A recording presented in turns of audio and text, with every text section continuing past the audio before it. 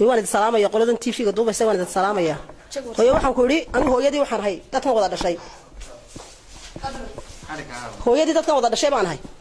دولة الصومال لنا وانشعلا وندو عين شري أنت حرن دريسك أيام والبعاد وشعلا وحنا كور هذا هردنا كل كان سيحنا يو وحنا كور دعية أنت حرن دريسك توش النوجرهرن دكتور قريق جويان ودعينا يا دم بيقول الله وداف الله درجة سرسي عافمات هو الضيق dad kan ay ugu sareeyaan dawladda sida ugu ducaynayay waxa idhaahdeen waxaan ku idhaahdaa waxaan idhaahdaa dawlad inta xiran dirayska baan idhaah ee dusha nooga raran waxa gabadh cirkii qol casay cadceedii waxa meelan geed lahayn guri hadalkii daayo meelan geed lahayn iyo gabal ugu dhacayo annaga ay gaad naga hayaan dadkii aan saalaha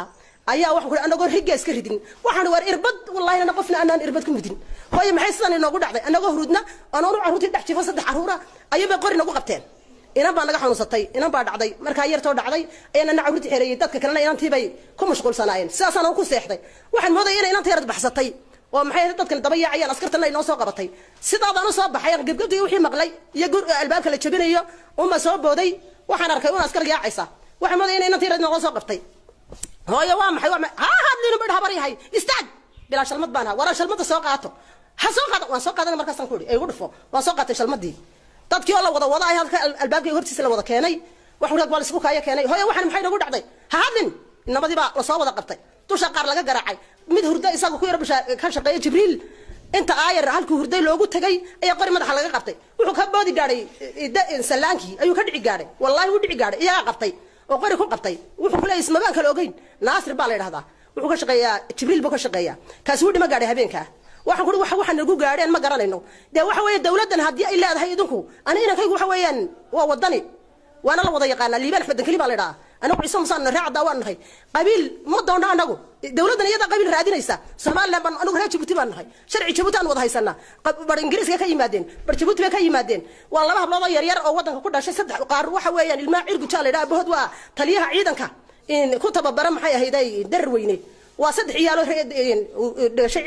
عرق جدلي يلا ما يريرو أي قبضنا نجلس كتمي ده وتهاي أو يقولنا كيمي ما له قلقل وحن كوري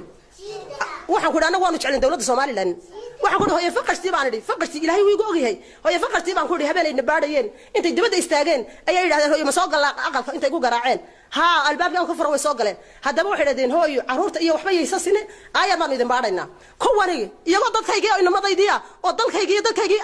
ayaa waxa ku qorin inta nagu qabtan dumarkii qaaqaawan Djibouti ka yimi ayaa iyagu qaaqaawan ayaa irnamadii hor keeneen oo ilaa xidho gogaradaha marka tani waa maxay dawladda Siiraaya maxay tahay mayada